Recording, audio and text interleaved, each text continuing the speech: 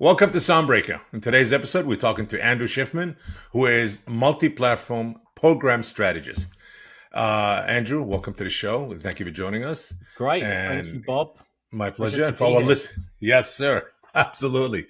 And for our listeners who might be familiar with you, if you don't mind, just give us, a small introduction before we dive into it.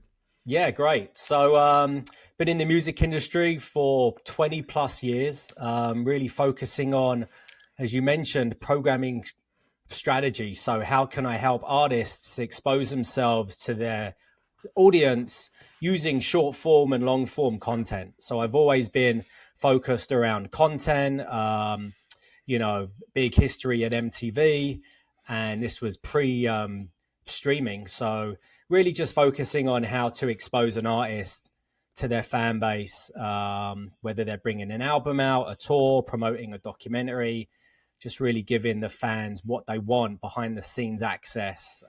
It's all about exclusive access and making them feel special.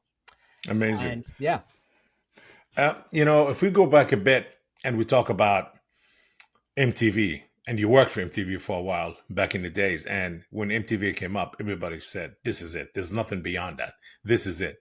And it's not even history. It's it's gone. It disappeared, and it was yeah, a big, big thing. And you could see the change from MTV to now. How the music business, obviously, technology has a lot to do with it. It kind of leads or paves the way for the music industry where to go. absolutely. And yes, and what's your thought on that? You Yeah, know, I mean, working at MTV was pretty amazing. I always say that was a highlight of my career. I didn't grow up. I grew up in London. I went to a friend's house to watch MTV and like Beavis and Butthead. So I didn't really grow up with it, but I was always fascinated with making playlists from the radio and getting like pirate radio stations from the US. So I would always make these cassette tape playlists, and it's almost a 360 because when I got to MTV I was programming music videos, so I was almost doing the same thing that I was doing as a kid. And yeah, I missed the big years of MTV, the launch, but I think when I was there from 2000 to 2012 I almost saw it diminish. But the early part of my career, I think MTV was peaking. It was right before streaming. It was my personal taste of artists that I got to work with and give them a platform. And we were still being really creative and on the forefront of new technology and new programming applications. So, I believe we were the first ones to create a 360 experience where we would air something in short form, drive to online or mobile to see a full experience. Now that's almost obvious and a lot of companies are doing it, but I feel like we were really inventive in how we tackled our programming strategy. It was a massive correct. corporate company, but we had a lot of way to test things out, and really, there wasn't any red tape. We were really able to test some things internally. What's some of your highlights being at MTV and being part of the VMA? Yeah, I mean, 12 years I worked every award show, VMAs, the movie awards. I got to support a lot of emerging artists that I championed early on that ended up performing at the VMAs. So, it's a big highlight when you support a band over the course of a year and they end up at the end of that year, performing on that rock spot. I'm a big rock guy, alternative guy. I got to program the I would say season 2 of 120 Minutes with Matt Pinfield. So that came back in, I think, 2009 for a couple years. So I was the programmer for that. So that was a big highlight. Also, I brought back Headbangers Ball. So I got to be the music programmer and kind of programming strategist for that show. And yeah, I mean, every day was an adventure and an experience, and you don't really you don't really take, you kind of take it for granted. It's another day in the office. But when I look back now, it's incredible, the artists that we work with and the things that we were doing. But for me, yeah, those kind of, owning those franchises and, keeping them alive was a real big win for me. Coming up with new opportunities for artists as well, Amazing. And, obviously, what do you miss about those days comparing to now? I mean, since I left, I've been working the entrepreneurial route. So I kind of miss the big, office environment, the brainstorming. We had a real amazing group of, just real innovative tastemakers across all genres. There was And so much interaction. I think that was And a time where it might not happen now if you were placed back in that environment. We were really Yes. able to test things. You would have artists coming up to the office and, just coming in, playing new music. A coworker would be like, "Oh, can you come in and listen to this?" So I miss the office interaction. But I'm having a great time now. So, I think that's just the way that the industry's evolved and technology's evolved. We're Zooming now, we're doing things online. Absolutely. I mean, right now, as you know, so you have been working with artists for a very long time, and you learned a lot about the business and artists and how things being done. And as you see right now, it just more flux of artists being independent. Even big artists want to be independent. Nobody want to be signed up to anybody. They say we'll handle our own marketing. They'll hire somebody who does marketing for them, does strategy for them independently, like you, and they distribute their own music. Yeah, it's easy Yeah, for artists to really do it themselves now. I still think they need a team because it is a lot of work. It's managing your social media, it's doing marketing strategies. So I think for artists, they correct. should be artists and focus on their craft. I remember there was and we can talk about this in a bit, but there was a Web3 artist, that was only releasing music on blockchain.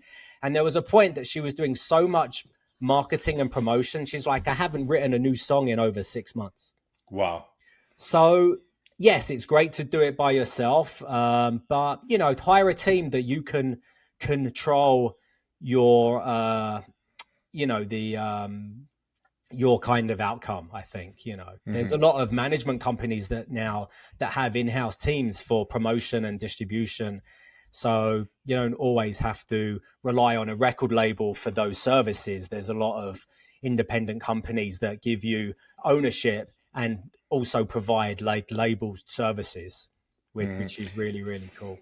I mean, right now, social media took over how artists kind of, if they need to get the exposure for their product, for themselves, social It's media is everything. there because it's all about creating content. Yeah. And podcast is the new TV shows, the new everything. You can watch podcasts on your phone, you could create your own podcast. And a lot of the previous host shows on TV and some of the celebrities, everybody have a podcast. And congrats to you. I know you just joined the Maury Povich Yeah. podcast show that recently just did. And you're doing a similar thing that you kind of introduced you as multi-platform programming strategy and marketing strategist and marketing and all. Tell us about that and tell us Yeah. about the new podcast you just joined. So I kind of got into podcasts just over a year ago. I launched my own podcast called Welcome to the Music Lounge. The Hmm. Music Lounge was our conference room at MTV. It was like a VIP room at a strip club. It was like red couches, velvet kind of curtains, Love it. massive TV. And artists used to come in to perform, and labels used to showcase us. I remember days that Bruno Mars first came in, Lady Gaga, Rihanna, just came in for the first time. No one had heard of those artists before. And Welcome to the Music Lounge, obviously that's an ode to Guns N' Roses. So we focus on the early 2000s, my career at MTV 2000 to 2012. So we kicked that off on MTV's birthday last year. Really taught me a lot about the logistics and the behind the scenes, not just hosting, which I know you can attest to. So Yeah. being a programming strategist, I was really keen on the logistics and the planning that got involved with that. So when I was looking for my next career growth, I'm like, well, I'm doing all this for my own podcast, which wasn't set up to really generate an income. So I'm like, God, if I could do what I'm doing now and get paid for it, it would be amazing. So I came across a role that I just started this week, beginning of June, and it's content manager, short form and social media strategy for Maury Povech's new podcast. He's not going off about paternity tests and are you the father, but he was a serious journalist before that. So we're really focusing on some amazing in-depth interviews with his love for sports and pop culture and celebrity. So I just came on board this week and I feel really comfortable. As I said, I've been creating short form content my whole career, even before short form was a thing. And having experience with my own podcast really gave me the confidence, the tools, and the skill set to move forward, in a full-time career. Good. Congratulations. So it's Um, exciting, yeah. Absolutely. Andrew, you also doing, let's talk about the playlist strategy Yeah. for Vivo and for also Universal Music Group. Yeah. Yeah. So, I have some amazing roots and skills in playlist curation. Started at MTV, which was really a 360, as I mentioned, making playlists as a kid. I could just hear, I could almost predict what song a DJ would play on a radio station. And, sometimes I'd be right and I'd be like, I can just envision how to put together and how to, capture an audience. So at MTV, I felt like I was at the top of my game. And, there wasn't many of us, maybe, a dozen of us in the industry. So I felt like I was pretty up there in terms of curation. So when I left MTV, I was able to consult and get, freelance consulting gigs. Vivo, I was a long time at Vivo. I helped them create the first time when they had their themes and, genre playlists. So I would create those. And then I was freelancing at Universal Music Group, creating their own branded playlists on Spotify and Apple Music. So I would take their own list of music videos or audio and just create theme playlists, based on summertime. If there was a theme and there was a period of time where there was a lot of female artists, I would make, fierce females or something like that. Always trying to dig into their catalog for complementary music to make a playlist rich. You can't just have a playlist of emerging artists that no one's heard of. Well, you can if it's titled that way, but I always like to throw in, a recurrent or a gold track that really accompanies an emerging artist. So just really try and capture the audience. And even now, I am curating playlists for hotel and casinos, primarily on the Vegas Strip. We've got the MGM Grand, the Palm, Caesars, a whole load. So I create that background music for those, which using the same skill set. But you part of that company, RX, correct? Or Well, I work for a company called New Level Radio. uh-huh. And And they provide the background music for a lot of these absolutely, yeah. resorts on the strip. Yeah. The library of music that we use that's licensed is through a third party. So we have a catalog of millions and millions of tracks. We do audio and music videos as well. We also do in-venue promotion spots. So if they have a new restaurant or they want to run a promotion, or you've got Lady Gaga performing at the MGM, we'll create custom spots. So we're almost creating a radio station that's custom to that resort. Hmm. So I'm programming music for that. There's a team of 4 of us. Um, so that's pretty fun. And, I kind of juggle my hours between what my new role is, but my love still for music curation. Andrew, when you do the curation for such venues as a background music, do you guys look at it familiarity? Like you go for all the catalog music, newer, or you pretty much say, hey, we'll just do studio music, No, production music. yeah, I mean, this is humanly curated with popular music. So these are songs It that has to be. that you can bounce your head to. We look at the audience of the resort. Obviously, Tuesday from noon to 4 p.m. is a different audience to Friday night from 11 to 2 a.m., right? So we create different playlists and schedule them so there's a change in the music, which really adds to the atmosphere of each casino. A lot of these casino resorts have different zones as well. So we program music for the lobby, the casino floor, the restaurants, the coffee shops. So each zone has a different vibe, and Wow. also based on the time of day. Obviously, Vegas versus a casino in Texas may have a totally different genre of music as well. So we'll rely on our marketing directors who work at the casino to kind of give us that insight on you know the demographic and the age of the you know patrons that come into the Int- casino. Very interesting. I mean, not to kind of divert from the topic here, talk about music, but just how many zones does a casino have? Because you I said every mean, zone will have its own genre of music, and also depends on the time of the day. So it does changes throughout the day. yeah, it's Yeah, not as much as you think. A lot of zones overlap. So restaurants, bars, yeah, so there could be stores. 4 or 5 that share zones.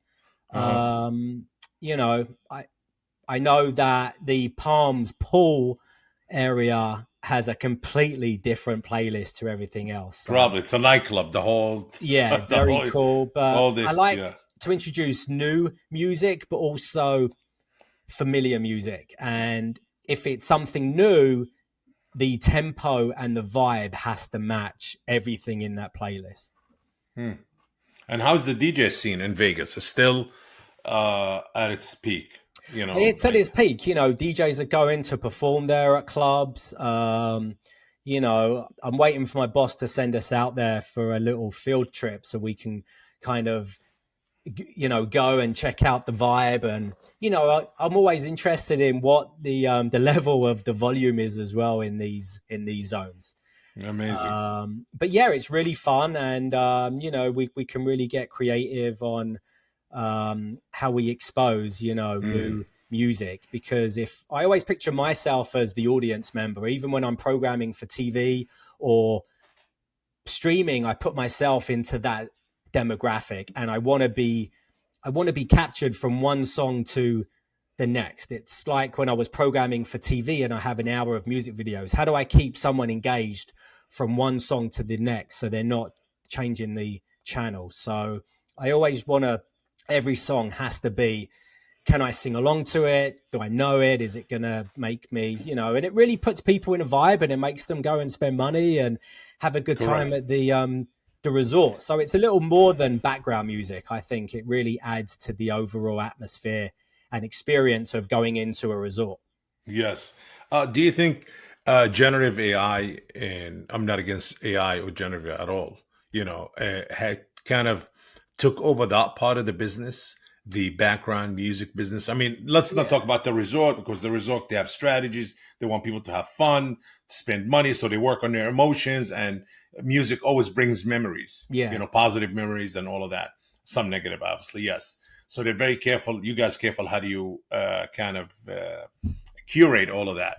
But certain hotels, certain malls, certain, they just need kind of easy listening, just background music or beats or whatever. And Yeah. you think generative AI kind of took over that side of the business? It did for a lot of companies. A lot of our competitors allowed their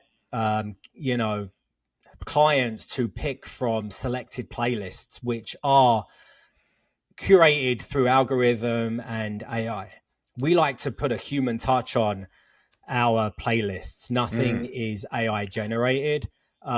Even when I was curating through a program called Selector, which is an ancient music programming, we used to put in rules, hit a button, and it would generate playlists. So it was wow. almost like machine learning. This was like 20, 30 years ago that this existed, but you would have to manually tag every track with, is it female, male, is it a band? You would pick a tempo, and we would create rules like don't program two females back to back or the same artist.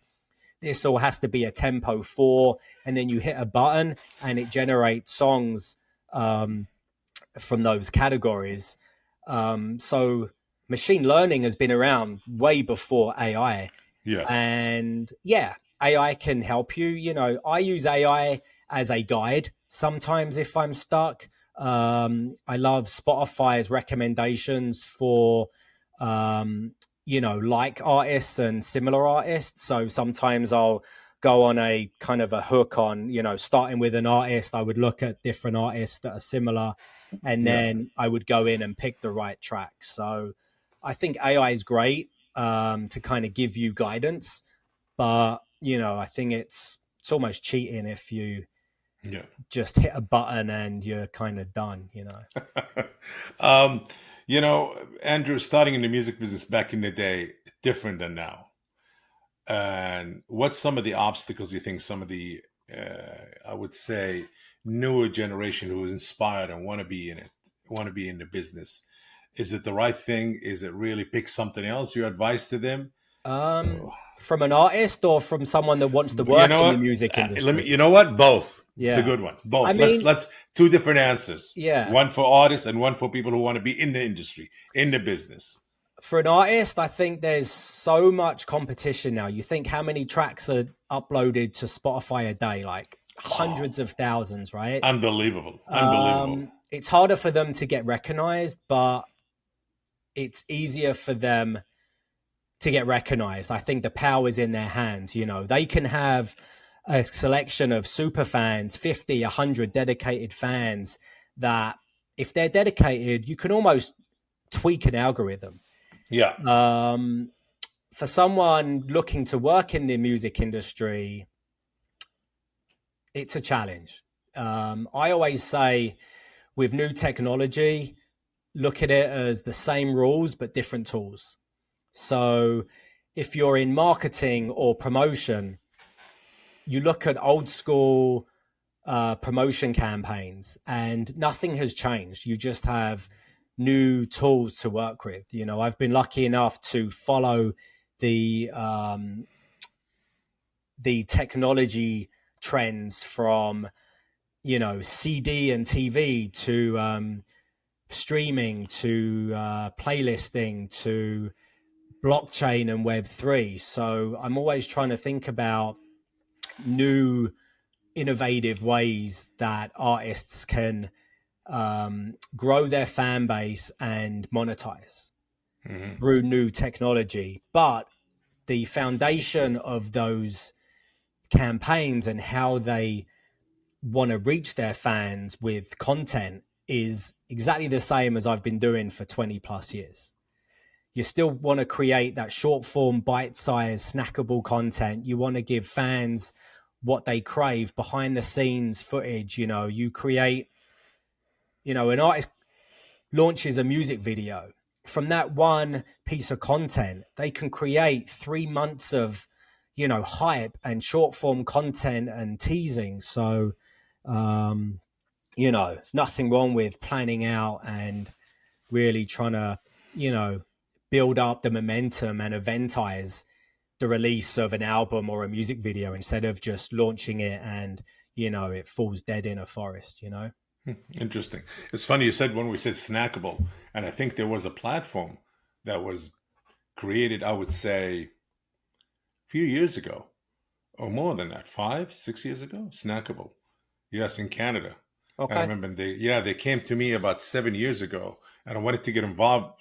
I liked the idea, and the Yeah, guy, it's called Snackable, that's actually. crazy. Yeah. Yes, But, and I think he sold the idea to, I'm not sure, to a big company, to possibly one of the big communication companies in right. Canada. I'm not sure. I think so, if I remember There was correctly. one of my old coworkers, I forget the name of the platform, but, it's probably 15 plus years ago. Yeah. She went to work for a TV network that was only using um, like promos as their content. Wow. That was it. Or you would basically commercials, right? So that was all this network played. Yes. Um, and I have this interview live this week from a old coworker called Jeff Frank on my podcast, Welcome to the Music Lounge. And one thing he brings up is MTV was great for its music video content, but also the way that we packaged the channel with short form interstitials and our packaging and how we branded around our content. And I think that was really creative and innovative. And like you and me are doing, and like I'm doing now on my new Maury Povich podcast, is we're trying to pull the best sound bites and clips to drive to someone to subscribe and listen and engage in our long form content. So short form content today is king. And you Oh, know hell yeah. how Absolutely. you kind of slice and dice it, how many times a week do you promote, what platforms do you promote, what time of day is best. It's a lot that goes into trying to capture an audience and bring them in. Absolutely. You Yeah. know, two things before we say goodbye. I love this conversation. Obviously, we both music heads, been around for a long time, so there's so much to talk about. Um, where do you think the music business going? I mean, you've been in it for a while. You've seen it. You worked at MTV. I was been in the music business for 30 years. I was in the physical distribution business, went to digital and physical. Nobody thought will ever disappear between real estate, manufacturing, shipping, packaging. Oh, there's so many things were tied into the music business. It wasn't just CDs. It wasn't just cassettes or vinyl. It was a lot more than that. The factories, the packaging, the Yeah. shipping, everything. And it's gone. Yeah. History. All these real estate gone. Something else. And now with where do you see the future? With streaming will also go through that transition, or are we seeing it? Is that kind of the end of a new beginning? I You know? think nostalgia is coming back. Mm, The way that when I look at streaming platforms like Netflix and some of those, they're bringing back viewing habits from 20 years ago. They're not dumping a whole series. They're releasing one episode a week for that appointment viewing. I think music is bringing back nostalgia with the way that fans are absorbing music and collecting music. Merch is coming back, physicals, CDs and cassette tapes. Yes, we don't have anywhere to play them, but those are real sought after collectibles now that our kids are really bringing back. I think classic is now the early 2000s. So we're going to see a lot of the early 2000s coming into play as the new kind of classic genre. mm. For us, it's the 80s, the 90s, but I think now we're transitioning to the thousand, the aughts, making me feel pretty old. But I think a lot more ownership and, I think a lot more, individual artists are going to be managing their teams and managing their own outcome. Less relying, I think the majors have to change. I think they have to adapt to the way that artists are owning their own rights and going after their own services, promotion, PR, and distribution. They don't really need the label. And you can do things with much less cost. So you don't necessarily have to Yeah. rely on a label now for an advance of six figures. you can shoot things on the cheap now, and they can own their own destiny. So um, labels have to really think about things. But I think nostalgia is coming back. So whether that's just in the But marketing yeah, but content, I don't think you right? can build a business, so you see where the business is going. Yeah. But as far as consumption, I would say content or music, content is music and visual and audio. Yeah, I Uh, mean, it obviously it's definitely digital, right? That's going to be the play, but a um, different form of digital, I would think. And I think what leads the wave here, excuse me, is the video gaming business. yeah, It's always been ahead of the music business, and sadly, that the music business never been in the same page as the video gaming business, and yeah, because they are music ahead and in games. technology, Yeah, yes, music yes, and they are. games is big. The audience there is big. I remember MTV worked with Harmonix back in the day for Rock Band, and I Mm, got lucky enough to run campaigns for the Beatles Rock Band. We did a Green Day Rock Band, and yeah, so I've been a massive advocate in music and gaming. You know, you look at Grand Theft Auto back in the day, bringing out those box CDs yeah, of music that was featured in the game. So I think, yeah, artists are going to have a lot of success with getting them in gaming. Obviously, metaverse is big, right? I think that's maybe calmed down a little bit, unless it's on it did. something big like Fortnite, where artists are still I uh, think it's going to come doing their back in a way shows. that will be mixed with other things. I Yeah. don't think we're 100% ready for it. But what do you think of adaptive music? I think that's what's going to pave the way for us for everything, where short form content and visual and adapt and mute and listening to music. I think adaptive will be the new one of the new ways Yeah. of us listening to music based on your emotions, on the situations you're in. You Yeah, know, I think you're right. You know, AI is going to know um, where you are in that moment, and it's going to be individualized, and it's going to be recommended. You know, it's going to know if you're sad, if you're happy, if it's daytime, nighttime, and it's going well, if to you're angry, we don't want the music to make you predict. more Yeah. angry. I That's the mean, whole issue. I thought I was thinking you about know, it. you look at Black Mirror and some of those early episodes with AI, and obviously there's AI pins that are out there now. So I think there's going to be devices that are going to explode, and it's a scary time. It's scary to think that AI is watching and listening and knowing your feelings and recommending things, music and things to Mhm. buy and, you know, things to see. And yeah, it's not going to allow you to think for yourself. Yes, a question out of the box. How does CrossFit kind of Yeah. change your life in being as a family man and a music exec person? Yeah. So how did that? Because I'm into CrossFit. I've been doing Oh, it for a long time, yeah. So I very got long time. involved in, I started off running. So 2010, I just decided to run a mile. And as soon as I got back, I signed up for a 5K. And then I signed up for a half marathon and then a marathon and then ultra distance relays. And then I got to a point where I was doing so much training. A friend of mine in 2010 was like, oh, why don't you try CrossFit? You can get the same amount of effort and exercise, less It was time. new. It was kind of new in New York. I remember. Pretty much, yeah. Yeah. So I joined a CrossFit gym, and Which one? up in Westchester. It was just Oh, Bedford okay, not in Hills the city. CrossFit. Yeah. Okay, not in the city. Okay. Um, and yeah, so I was doing CrossFit pretty religiously. It was very eye opening and challenging, but I was able to keep my 5K race pace almost faster with less effort. The recovery was easier.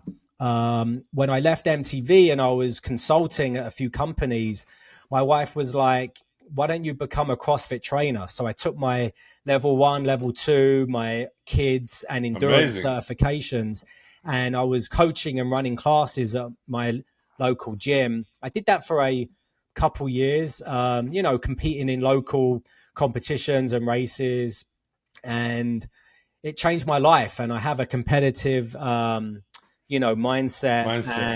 And, you know, aside from CrossFit, going out for long runs allowed me to be more creative. I would have such amazing creative ideas going out on a 15, 20-mile run. But I still do CrossFit today, 5-6 days a week. So I just completed a High Rocks My God. New York City event. Is Hyrox the new thing right now that replaces this conversation become about health now? Because health and fitness is very important for I being think it creative. complements CrossFit. I don't Yes. want to think it replaces it, but you know, I just love being able to push myself and, you know, approaching the big 5-0. I still like to think that I have the energy and drive of someone 20 years younger than me that can still perform. And you Yes. know, health As long as you avoid the injuries. avoid That's injuries, all. yeah, but I think Yes. it's just part of my Yes. lifestyle. And you know, I have to work out every day. It allows me to eat healthy, Yeah. and yeah, so I think it complements my drive for my career as well. If I look at what I put into my job every day, it's what I put into the gym. Yes. Well, CrossFit, I use it for my mental struggle in business and life and all of that. Yeah, And it always teaches me that, to overcome such yeah. struggles, And it's good for anyone, any age, any level. You Yeah. know, I compete in a class with people at all different levels, and we all do the same thing. And there's such community about CrossFit, and you know, so I love the camaraderie and Well, the we community. should get some sponsorship here between my podcast and you, between Soundbreaker and Welcome to the Line. Welcome to What the is it Music called? Lounge. You have Welcome to the Music Lounge. Yeah, Absolutely. for sure. Well, listen, Andrew, it was definitely a great Yeah, conversation. thank Definitely you. enjoyed it. Appreciate it. Great having you on Soundbreaker. And I want to thank you today. And this concludes today's episode of Soundbreaker. Please make sure to join us and follow us on social media for our next episode. Again, thanks a lot for your time. Thanks for Appreciate having it. me. Yes, my pleasure. If you enjoyed today's episode, make sure to share the Soundbreaker podcast. And if you are joining us on YouTube, please like this video and subscribe to the channel. Until next time.